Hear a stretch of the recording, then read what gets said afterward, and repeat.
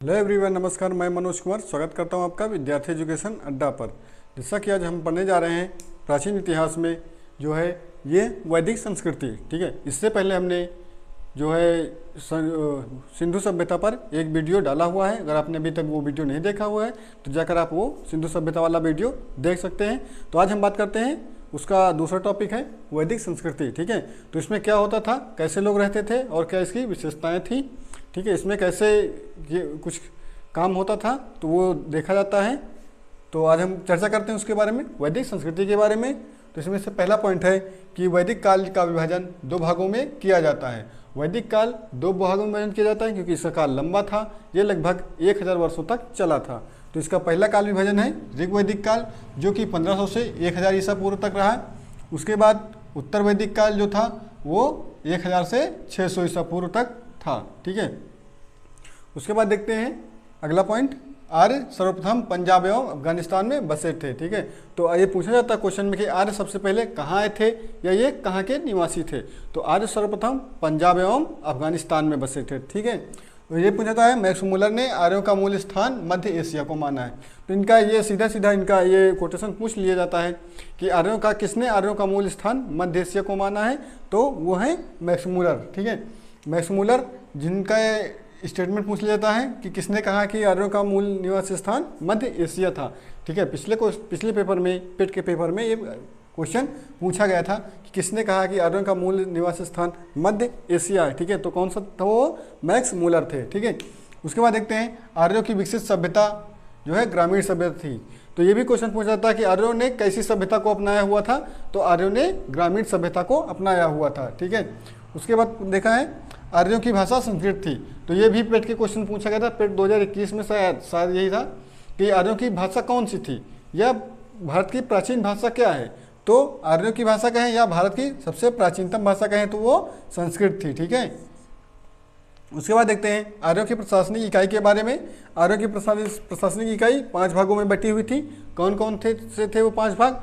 कुल, ग्राम, विष, जन और राष्ट्र। ये 5 थे हमारे जो है आर्यों के प्रशासनिक इकाई। ठीक है, तो उसमें पहले कुल था, कुल के बाद ग्राम था, ग्राम के बाद विष था जिसको तहसील स्तर पर मान सकते हैं, विष के बाद जन था जिसको आप डिस्ट्रिक्ट लेवल पर मान सकते हैं, उसके बाद राष्ट्र था। ठीक है, उसके बाद देखते हैं दसराग युद्ध का उल्लेख। ये भी कई बार क्वेश्चन में पूछा गया है कि दसराग का युद्ध का उल्लेख कहाँ पर किया गया है, या किस मंडल में किया गया है, या किस वेद में किया गया है, और यह किसके किसके मध्य लड़ा गया है। इससे भी 3-4 क्वेश्चन बन सकते हैं, तो हमने इसीलिए इसको डिटेल में लिखा है। दसराग युद्ध का उल्लेख ऋग्वेद के 10वें मंडल में है। ठीक है, तो ये कहाँ पर है? ऋग्वेद के 10वें मंडल में दसराग युद्ध का उल्लेख है। और किस नदी के किनारे लड़ा गया था? तो ये परसुणी, जिसको वर्तमान में रावी नदी कहते हैं, उसके तट पर लड़ा गया था। किसके और किसके मध्य लड़ा गया था? तो सुदास एवं 10 जन के मध्य लड़ा गया था। 10 जन का मतलब 10 लोग से नहीं होता, 10 जन का मतलब ये 10 जन।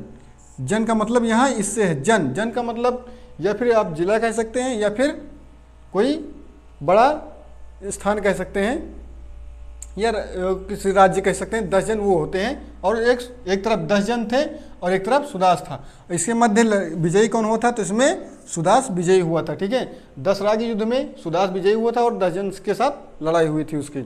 उसके बाद देखते हैं अगला पॉइंट क्या कहता है। ऋग्वेद के 10वें मंडल में के पुरुष सूक्त में 4 वर्णों का उल्लेख है। जैसा कि हमें पढ़ाया जाता है, प्राचीन भारत में 4 वर्ण थे। कौन कौन से? ब्राह्मण, क्षत्रिय, वैश्य और शूद्र। तो ये इसका उल्लेख कहाँ पर मिलता है?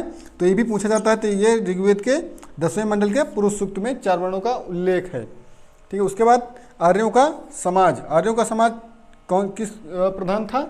आर्यों का समाज पितृ प्रधान था। ठीक है, मातृ सत्तात्मक होता है, एक पितृ सत्तात्मक होता है। तो आर्यों का समाज जो है उस समय ऋग्वैदिक काल में पितृ प्रधान समाज था। आर्यों का मुख्य पेय रस क्या था? सोमरस था, जो एक प्रकार की वनस्पति से बनाया जाता था। ठीक है, उसके बाद देखते हैं बाल विवाह एवं पर्दा प्रथा का प्रचलन नहीं था। जैसा कि अभी बीच में कुछ आधुनिक युग में जो है बाल विवाह एवं पर्दा प्रथा लागू हुई थी, तो ये पहले ऋग्वैदिक काल में ये सब नहीं था। ठीक है, उसके बाद पूछता है कि आर्यों द्वारा खोजी गई पहली धातु क्या थी? तो आर्यों द्वारा खोजी गई पहली धातु क्या थी? लोहा थी। ठीक है, आर्यों ने सबसे पहले लोहा को खोजा था। ठीक है,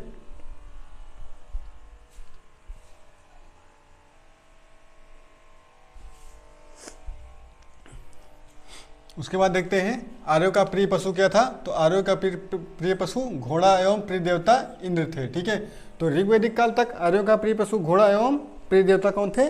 तो इंद्र थे। ठीक है, उसके बाद देखते हैं ऋग्वैदिक काल में गंगा एवं यमुना का उल्लेख कितनी बार आया है? तो केवल एक बार हुआ। ठीक है, तो ये क्वेश्चन पूछा जाता है कि ऋग्वेद में गंगा एवं यमुना का उल्लेख कितनी बार हुआ? तो सिर्फ एक बार हुआ है। और सबसे पवित्र नदी किसको माना जाता था? तो सबसे पवित्र नदी सरस्वती नदी को माना जाता था। ठीक है, तो ऋग्वैदिक काल में सबसे पवित्र नदी सरस्वती नदी को माना जाता था। उसके बाद देखते हैं उत्तर वैदिक काल में इंद्र के स्थान पर प्रजापति सबसे प्रिय देवता हो गए थे। ठीक है, तो जब तक ऋग्वैदिक काल था तब तक प्रिय देवता कौन थे? इंद्र थे।